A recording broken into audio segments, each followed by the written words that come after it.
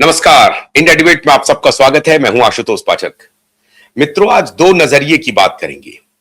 एक नजरिया बड़ी तेजी से कह रहा है कि साहब, भारत अमेरिका का एक प्रकार से गुलाम हो गया है। जो जो ट्रंप कह रहा है भारत को करना पड़ रहा है और ट्रंप उंगलियों पर भारत को नचा रहा है। भारत को एक पल के लिए मना कर दें तो ट्रंप मोदी को नचा रहा है। और इस नजरिए में थोड़ी बहुत सत्यता आपको दिखने लगेगी। क्यों दिखने लगेगी?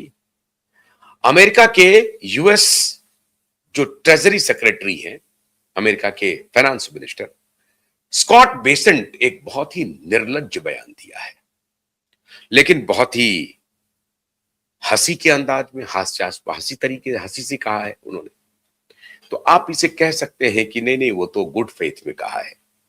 उन्होंने भारत की आलोचना नहीं की है, बल्कि गुडविल में, गुड फेथ में कहा है कि हमारे जो काउंटर पार्ट है, Indian counterpart, they are very good actors. जब मैं उनको कहता हूं कि रसिया से तेल खरीदना बंद करो, बंद कर देते। और जब मैं अभी उनको कहूंगा कि 30 दिन के लिए रसिया से तेल खरीदो, वो खरीदना शुरू कर देंगे। किसी भी संप्रभु देश के लिए इसमें कोई शक नहीं है। यह सवाल बड़ी मजबूती से पूछा जाना चाहिए, मैं मानता हूं। इसलिए आज दोनों पहलू की बात करूंगा। दोनों पहलू को समझना भी चाहिए। हमारे बहुत सारे दर्शक नाराज हो जाएंगे कि नहीं नहीं, मोदी जी के खिलाफ बात हो रही है। नहीं, मोदी जी के खिलाफ बात नहीं हो रही है। बात जो हो रही है उसे आपको कान और आंख खोल करके समझना है, देखना है। जो मैं कह रहा हूं, क्या वो गलत कह रहा हूं? और जो आप सोच रहे हैं, क्या वही सोचते रहना चाहिए कि नहीं, जो कुछ भी काम मोदी जी कर रहे हैं बड़ा शानदार कर रहे हैं, या मोदी जी से कहीं कोई गलती हो रही है, या मोदी जी बहुत ठीक काम कर रहे हैं? सभी पहलू को समझना चाहिए अपने से। मोदी जी की गलतियों के बारे में मैं कई बार जिक्र कर चुका हूं, लेकिन आज स्कॉट बेसेंट ने कहा कि भारत बहुत बड़ा एक्टर है, बहुत बड़ा एक्टर है। अब ये जो एक्टर की बात है, इसे तो मोदी विरोधी कहेंगे कि अभी तो कह रहा था नाच गाना, नाचने की बात, अब एक्टर भी कह रहा है, कहेगा। मोदी का विरोधी, इनके विरोधी अब सत्तू पानी लेकर के बैठ जाएंगे और कहेंगे कि अभी तक तो बात हो रही थी कि एप्स्टीन फाइल में कहा कि जाओ जरा नाच के आओ इजराइल से, और फिर मोदी के नाच की मीम्स बनने शुरू हो गए। विरोधियों ने हमला कर दिया और बड़े सोशल मीडिया जो लेफ्ट लीनियन ग्रुप है उन्होंने हमला कर दिया कि मोदी तो नाच के आया इजराइल से। किसके इशारे पर? एप्स्टीन के इशारे पर। और एप्स्टीन को कहा कि जरा ट्रंप को खुश करने के लिए जाओ इजराइल और वहां नाच के आ जाओ। बड़ी अच्छी बात है। लेकिन अब तो स्कॉट बेसेंट सामने सामने निर्लज्जता से कह रहा है कि हमारा काउंटर पार्ट बहुत ही ग्रेट एक्टर है, इतना शानदार एक्टिंग करता है जिसकी कल्पना नहीं है, और जो मैं कहता हूं वैसा ही एक्टिंग करता है। मैंने कहा तेल खरीदना बंद करो, बंद। मैंने कहा तेल खरीदना शुरू करो, शुरू। इतना बड़ा एक्टर है। अब नचनिया तो थे ही, अब एक्टर भी हो गए साहब, बहुत बड़े आप कलाकार भी हो गए।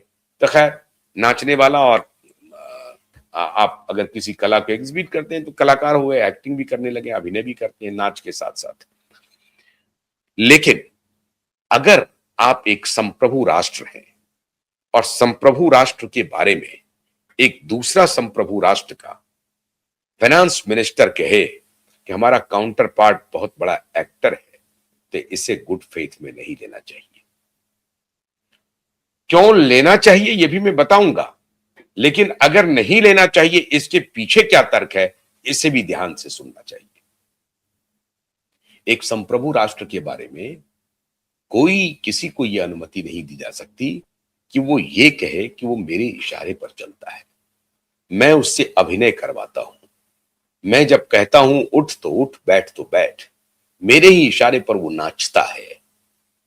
इसका मतलब है कि हमारी सोवरेंटी दूसरे देशों के ताकतवर नेताओं के हाथ में हमने रख दिया है। वरना हम इस पर आपत्ति जताते कि Scott Bessent, mind your language. We are not a great actor, we are not a good actor. We believe in humanity. We believe in geopolitics too. We respect the concerns of others also. लेकिन इसका मतलब ये नहीं है कि आप हमें ये कहें कि हम एक्टर हैं। हमें मालूम है कि हम रसिया से तेल खरीदेंगे, हमारे यहां बहुत बड़ा रिफाइनरी है, हम रिफाइन करेंगे और उस तेल को जहां ईरानी तेल के सप्लाई से या सऊदी अरबिया के तेल के सप्लाई चेन पर असर पड़ा है जिन राज्यों में, जिन देशों में, वहां हम तेल की सप्लाई कर सकते हैं। तो इसलिए नहीं करेंगे क्योंकि आप आदेश देंगे। आपने हमारे ऊपर सैंक्शन लगा रखा है। आपको कायदे से ट्रंप ने घुटने पर ला दिया और आज आपको ट्रंप की शरण में जाना पड़ रहा है, ट्रंप को खुश करना पड़ रहा है, क्योंकि आपको मालूम है कि अगर पुतिन ने आपको घुटने पे ला दिया है, आपको मालूम है कि अगर पुतिन नाराज हो गया तो वो ईरान के साथ जा सकता है। और यही रशिया है और यही चाइना है।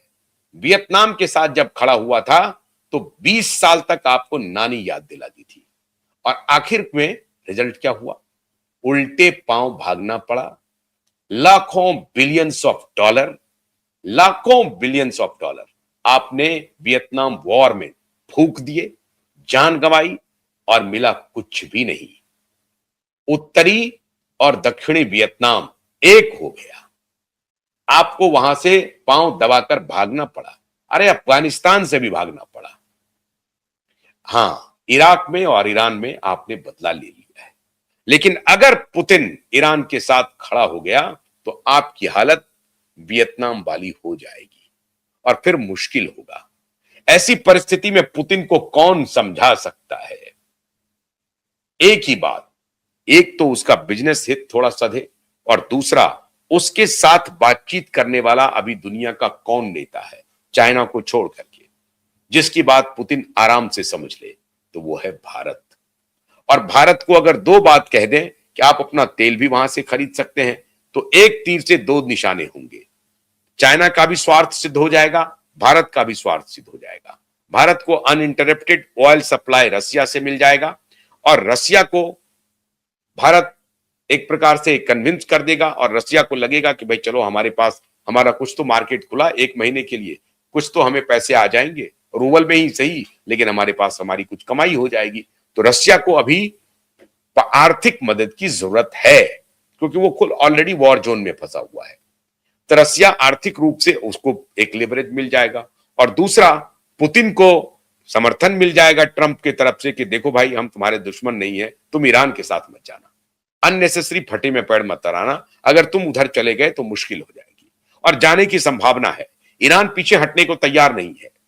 ईरान इस युद्ध को एस्केलेट करेगा और ईरान अगर इस युद्ध को एस्केलेट करेगा और थोड़ा सा भी उन्होंने अंदर खाने चाइना और रसिया के साथ बातचीत को आगे बढ़ाया और उनसे मदद की गुहार की, तो हो सकता है कि रसिया और चाइना खड़े हो जाए और फिर वियतनाम जैसी स्थिति अमेरिका के लिए खड़ी हो जाएगी। अमेरिका ये नहीं चाहता है।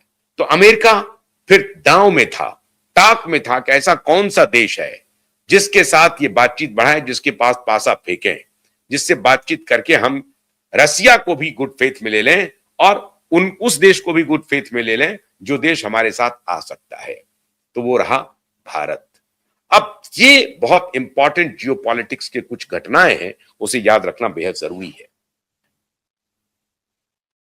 मोदी की यात्रा इजराइल की 24-25 फरवरी को और 26 फरवरी के बाद अटैक शुरू हो जाता है। 26-27 फरवरी को महज 24 से 48 घंटे के अंदर ईरान पे इजराइल का हमला हो जाता है।